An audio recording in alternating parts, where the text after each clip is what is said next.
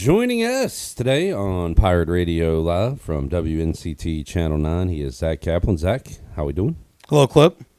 Wearing the Touchdown Friday shirt. I have an issue with that shirt.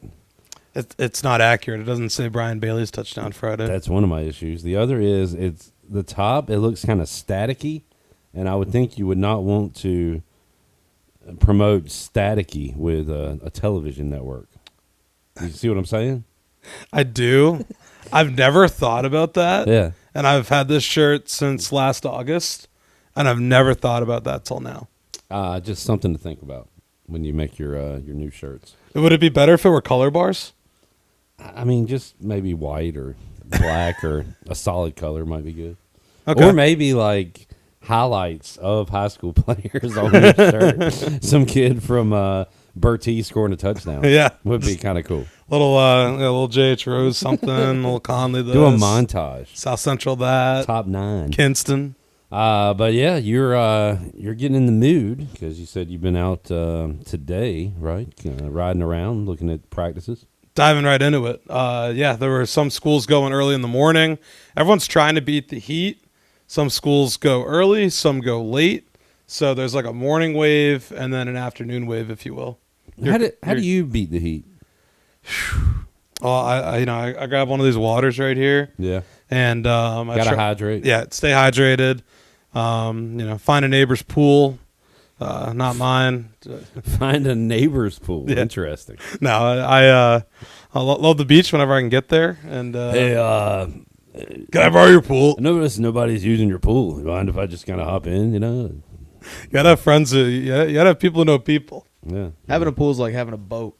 You don't want to be the one with it. Right. You want Yeah. your friends to have one. Very good point, J-Bone. Jared Watkins producing, also known as J-Bone. Yeah, Jarrett Watkins, known as J-Bone. Here inside Studio C, here in the Pirate Radio building, is today is the last day of July. I think it's is this airing? When is this airing? You son of a! What do you mean? When is this airing? Is it airing Thursday on July 31st? Yeah. Okay. What do you mean? What do you think we're doing? You ran it on Wednesday last week, I think. So I wasn't sure. Last week was last week. Last week was last This week. week. That's true. God. It's also the MLB trade deadline. What day is it? I can't figure out what day it is. It's Thursday, bro. I was like that meme of was it Jack Black, that movie, Year One? What day is it?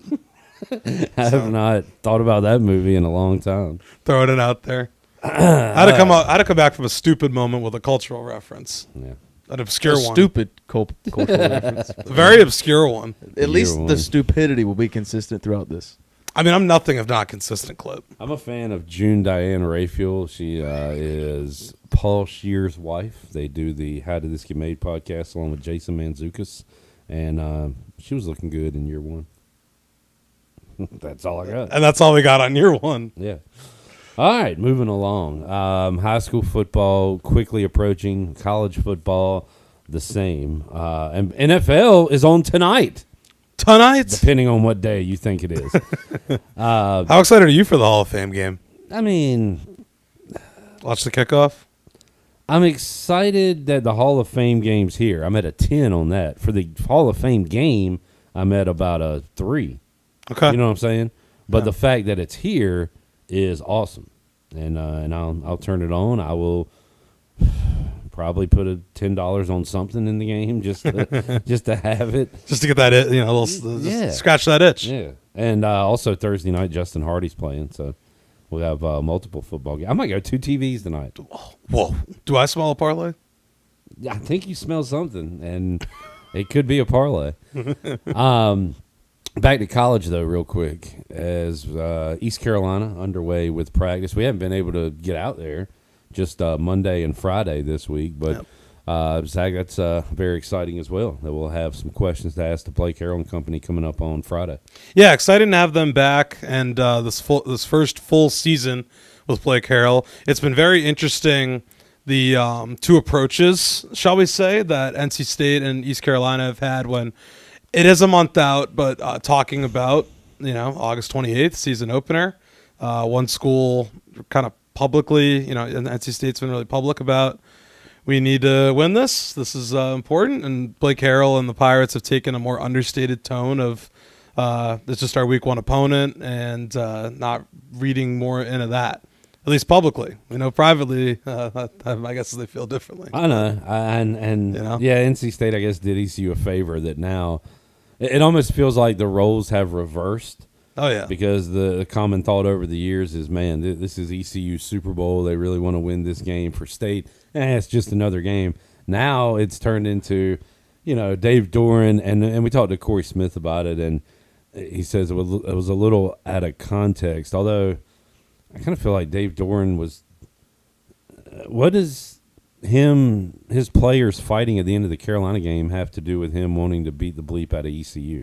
Like, he kind of had two different statements with I want to beat the bleep out of East Carolina, and I was ashamed at how we acted towards the end of the year last year. I feel like those are two different things. So, anyway, it feels like East Carolina can now take it's the opener, so it's important. It's our next game, so it's important. But we're about us. We're not about the opponent and all that BS speak. And obviously the Doran quote with David Hale from ESPN is the one that really made the rounds. But I, asked Doran firsthand myself about it. And, he's just disgusted overall with the way they played in that game.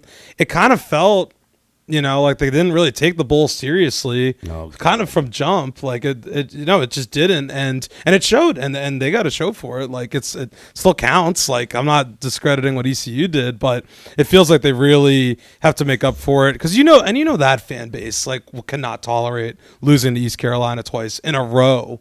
And especially in that fashion and whatever would happen in this. And the way opener. college football is, and if you are good enough, you can get a mulligan, but, every game is so important. If you're an NC State, could you go 11-1 and make the playoff? Maybe. Sure. Yeah, but are you going to go 11-1? If you lose that opener, are you going to really run the table? So it's, ultra important to win that game for them. When you said that they didn't take it seriously thing, it's like that's the Carolina way. I remember Justin Hardy talked about that during a recent interview where ECU went to Chapel Hill in 2013, put 55 points on them, beat them, and Carolina came away with we didn't really take that one seriously. We just kind of went out there and whatever. But we're going to take it serious this time. And then the next time, ECU rolled up 70 points on them. And, Did they take that one seriously? And they had nothing else to say. So the whole take it seriously thing is college football. It's a game. The fact that you don't have all your players because it's a bowl game and guys opt out, right. Sure, I'll accept that one. But the whole we didn't take it serious. But what the hell are you out there doing? I don't know. It just irritates me when I hear that. And it did for me, because I'm like, well, why wouldn't you? It's still a competitive opportunity. You're out there. I felt like once the game started, the intensity was there, but in the lead up to the game, I just remember them being, it felt like a pretty nonchalantness from me, from my vantage point. Well, leading up to the game, I didn't take it very seriously because I don't like bowl games. But then it started, and then I started to take it seriously. And then next thing you know, you're on a fifth quarter Collins show, and everyone's going nuts, and Rajay Harris is running to the end zone. And Rajay Harris is running 86 yards. And yeah, that was good. I'm not Brian Bailey about it though. Does Bailey really say the bowl game is more important, or I think he said that to better you than the season opening game? That's insane, Brian. I will say that if it was reversed, if ECU was 0-2 in bowl games against State and it was 19-14 series history wise, for over the course of the rivalry, I don't think he would have said that. I think it's the fact that they've won them both. Well, no, and when the Peach Bowl happened, bowl games were different then. That was huge. That was no question. Probably bigger than a regular season game. But the way college football is now, you start your playoffs, your postseason week 1. It is for East Carolina, they're trying to be the highest ranked because the goal is the playoff, right? My goal is not to win the CarQuest Bowl, and No. And my goal is ECU to make it to the college football playoff. And for them to do that, they need to be the highest ranked conference champion. And East Carolina's not going to have too many opportunities to get marquee wins. So week 1 is the time to do it against NC State. I do feel like they have more of them this year. I won't go like way into the Sure. past, but more this year than in BYU. the recent past. Yeah. Tulane, State, Coastal, BYU, Tulane, Army, Memphis. Memphis. I mean, that's half your schedule. So Yeah, they have chance. They have certainly more than last year. Yeah. That's not saying much, but I agree with that. But we need to get one with State coming up week 1. Are you going to be at that game? planning to be. What are the other? So Carolina plays. Oh yeah, it's on Thursday. But Carolina plays what night? TCU on Labor Day. Monday. Yep. Okay. On that Monday. What other? Any Duke Wake games? Wake is all. Duke is also Thursday. I think they play Elon, if my memory serves. And Wake probably plays like. And Wake, I Sister want to say Christian. plays Friday or like. Yeah. The interesting thing is none of them play Saturday. That is crazy. I think- and it's awesome. You Yeah, can watch yeah. college football. Yeah, let's see if I can sneak a little Saturday off. When's Penn State's first like big game? They are on Channel 9. They play Nevada August 30th, the 3:30 CBS game. So what's that? Saturday? Yeah. Okay. Their first big game. What an awful national TV game. Am I allowed to say this as a guy who works at a CBS station? Why did they pick that one? there were definitely better Big Ten games on the docket. So there's 3 monster games that Saturday. Yep. Texas, Ohio State is the early one. Big noon, I believe. Florida State and Bama. Bama is at night. 3:30. That's 3:30. 3:30. And then the LSU, night game. Clemson. Yeah. That's at night. So what networks are those on? I'm sorry to ask. No, you're good. First one's on Fox. ABC, ESPN. Okay. Or maybe doubleheader on ABC. But what we really want to watch is Penn State and Nevada. That's on CBS. Channel 9, 3:30, Saturday, August Clear 30th. clear the calendar. 2 good games Sunday as well. Virginia Tech, South Carolina is one of them. I like it. And I want to say Notre Dame plays Sunday. Okay. They play somewhere. They play Miami. I don't know if it's Catholics Sunday. Is this versus Catholics Convicts. versus Convicts? I thought Sunday. On NBC? Sunday. Yes. I believe Okay. on NBC. Yeah, Sunday. Both Virginia Tech, South Carolina, and Notre Dame, Miami on Sunday. Now, No, that'll be good. I feel like I I've like that. criticized this in the past, that they should go 3 blocks on Sunday instead of just doing a night game. So at least they're giving us 2 good ones on Sunday. They're meeting I you feel like- halfway. I feel like this is, the old Black Eyed Peas. Also, Do you know that song? No way. You can meet me Halfway, right at the borderline is where I want to wait for you, because I've been looking all night and day. what you got, Jared? also week 1, the return of Pac-12 After Dark with Oregon State, Cal at 10:30 and Utah UCLA at 11. Yeah. Awesome. And that Utah UCLA game actually it's big for both win totals and potentially big for Big 12 title. You know the meme, possibilities. the girls like looking at her man laying down, and like I bet he's thinking about whatever, and he's like, Zach's I'm like just Utah 6.5. I'm just What- thinking about college football schedules. Like I love talking about slates and kickoff times and how I'm going to, where am I going to be for this one? Should I go out for these? Should I maybe go out afternoon, come home for the big ones? Like, what do I like? I love There's that. probably a lull here. God, I I can go love get that. lunch, dinner. If the girls want to like run to the mall or like go shopping, what's the best window to do that? Like, man, I love it. The things you think about, you know. I mean, I feel like Bailey has tweeted it out before. Like, we have our little layer of TVs in the WNCT Sports Corner. And sometimes, I mean, the best thing is literally just have a game on each of them. It's like you can camp out almost. Yeah, so good. Little in-office tailgate. So much fun. Zach, are the Red Sox alive? They're alive. Their roster could look very different when this airs. So that's the question right now is what happens. The deadline's actually at 6.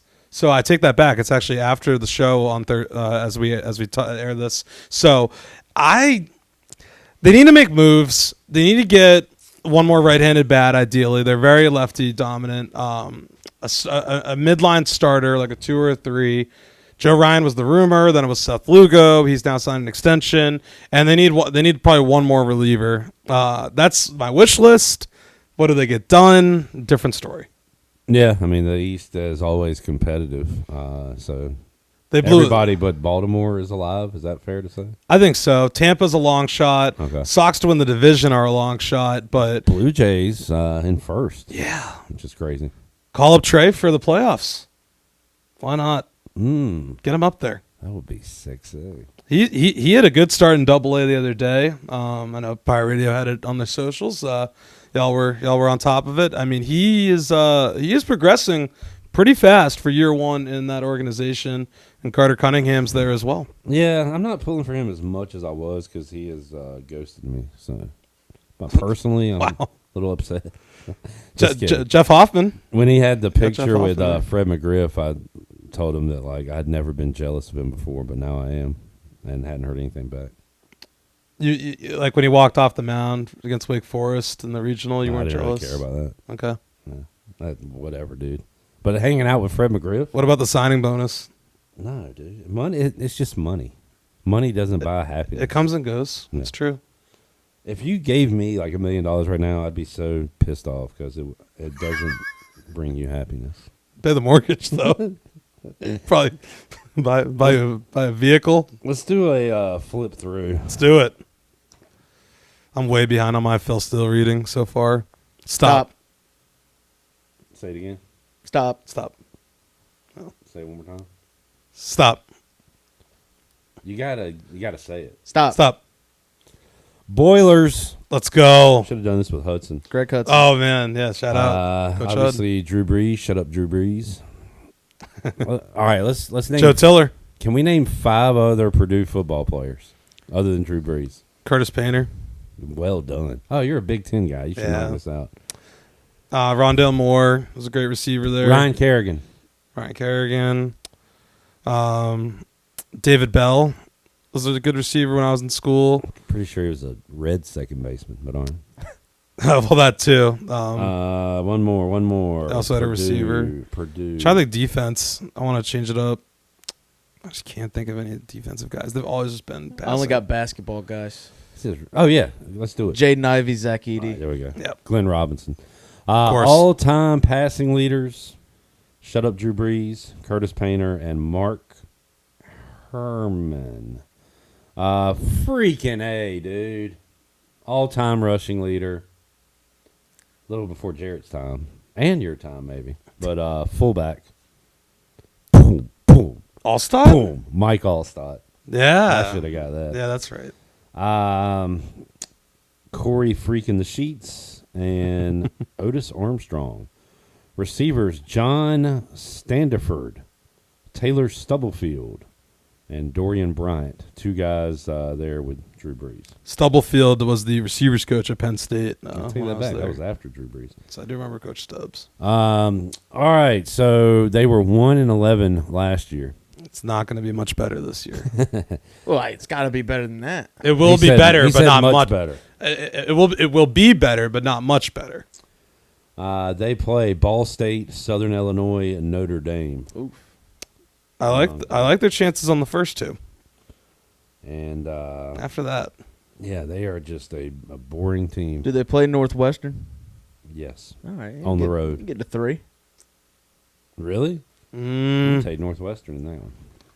I'm just are saying. there any other conference games that you give them a chance in? No. I know Penn State's not on the schedule. They got USC at home along with Illinois. How about Rutgers? Can they beat Rutgers at home? No. Ohio State, Indiana, on the road at Washington, Michigan, Northwestern. How about Minnesota? And PJ Fleck's probably getting fired if he loses to that Purdue team. yeah, Purdue, really down, really bad. What did you think of East Carolina going to Northwestern? That's awesome. And Ryan Field's going to look a lot different than it used to by the time I believe they play that game. I did tell Brian Bailey, you got to see if the Cubs are in town. Little Wrigley trip along with the Evanston trip. Sure, he didn't think of that. You had to tell him that. But Yeah, totally the original thought. I think it's awesome. I think it's really cool. I low-key think it's a winnable game. Loki, Low key. As far as like scheduling Big Ten games go. 100%. I think it's winnable. A chance to win a Big Ten game. I mean, that Zach, doesn't happen. We got to run. How many away Big Ten games have you seen? Ooh, I got to think, and of course I'm on the clock here. I know Maryland, Indiana, Ohio State off the bat, Nice. and Very random. Wisconsin. Yeah. You've been to Camp I Randall? love Camp Randall. I will say Madison, Wisconsin is the best college town in America. Wow. All right. You heard it here. I go there. 4. I think it's 4. Besides Beaver Stadium. Very cool. Very cool. All right. Zach, thanks for joining us, buddy. Thanks for having me. Check in with you again next week. And Clip, this one is done and dusted.